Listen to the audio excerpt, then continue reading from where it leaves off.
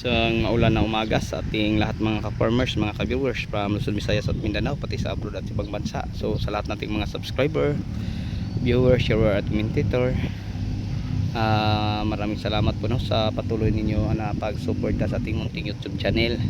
At pasensya po sa inyong lahat kung saan hindi po ako nakapag-upload no, ng mga video sa mga nakaraang araw dahil po ako'y uuwi sa aming probinsya. So yun po no mga ka-farmers,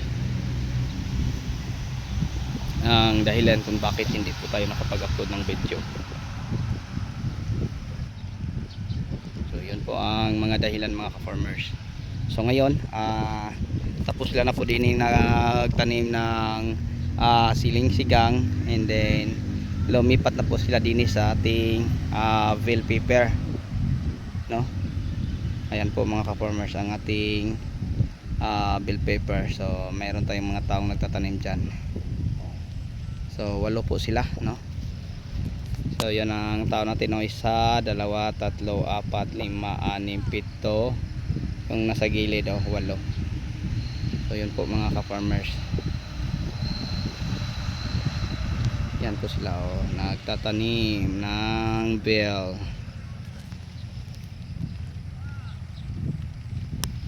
So alam niyo mga ka-farmers, sobrang maulan po din simula nga ako umalis. So ang ulan 6 no, pag alis ko lang 6, umulan na 6, 7, 8, 9, 10. Pagdating ko kahapon 10, ulan din hanggang ngayon. So tuloy-tuloy ang ulan araw at gabi. Tumigil lang ng saglit ay ulan na naman. Kaya kung tingnan natin ang ating mga pananim, daming mga tubig mga ka-farmers yan. Diyan ulan na naman So yun po. So galing ako doon sa ating taniman ng ampalay, na ikot lang at sinisilip. So ngayon may tanim na po ito na kamatis, kung saan ang ating kamatis naninilaw na sa tubig. Yan mga farmers okay lang yun, makaka-recover lang yun pag ito ay anuhan na natin ng fertilizer no, madidiligan. So madali lang makaka-recover. Yan, dami pang tubig kasi palaging naulan mga ka-farmers, pang 5 araw na ngayon sa ulan. So ngayon samahan niyo ako para ipapasilip ko po sa inyo kung ano po ang diskarte namin sa pagtatanim.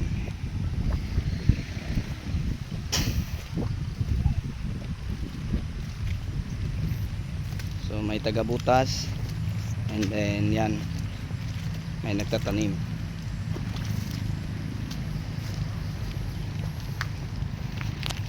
Yan ang ating bell pepper mga ka-farmers.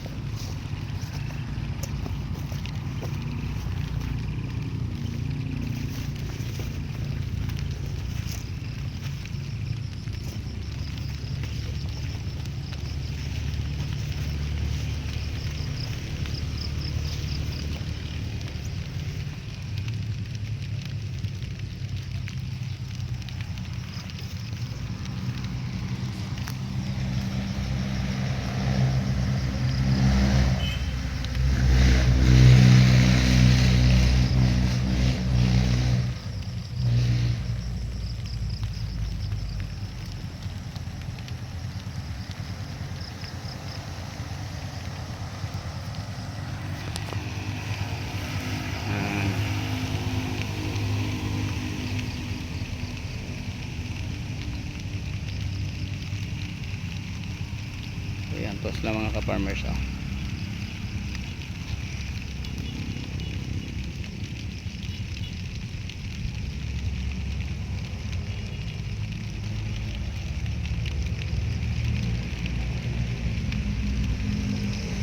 Okay, so yun lang siguro ang may share at may bahagi ko sa inyo sa umagang ito mga ka-farmers. So yung ano natin, may puting po ito na ipot ng manok at saka fertilizer. So ang fertilizer natin din mga ka-farmers, yung Unique 16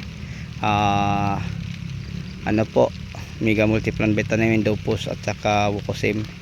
So yung 4 yun po ang ating nilalahok at ginagamit nating pangputing din sa ating tanim na bell pepper. Ganon din sa siling sigang. So ang ginagawa, una binubutasan natin sa lalim ng mga 6 inches o higit pa, and then nilagyan natin ng fertilizer sa dami na mga 10 grams sa bawat butas, and then ipot ng manok bago namin ginagawang feed. Pagkatapos na i-feed, tinakpan ng mulching, ganon binubutasan. Pagkatapos binubutasan, inurok para tataniman. So ngayon may nagtatanim na, 8 po sila mga ka-farmers. Okay, so yun lang siguro may share at may bahagi ko po sa inyo. So abangan nyo lang mga ka-farmers ang mga update natin sa susunod na mga araw, at saka ang mga susunod naming mga gagawin din eh. And then bago tayo magtapos, mega love shout out sa lahat ng mga subscriber, sa lahat ng mga viewers, share at commentator. At maraming salamat po sa patuloy ninyo na panonood at pagsuporta sa ating munting YouTube channel. So dahil po sa inyo, road to 17k subscriber na po tayo. Kaya maraming salamat po sa patuloy ninyo na pagsuporta sa akin.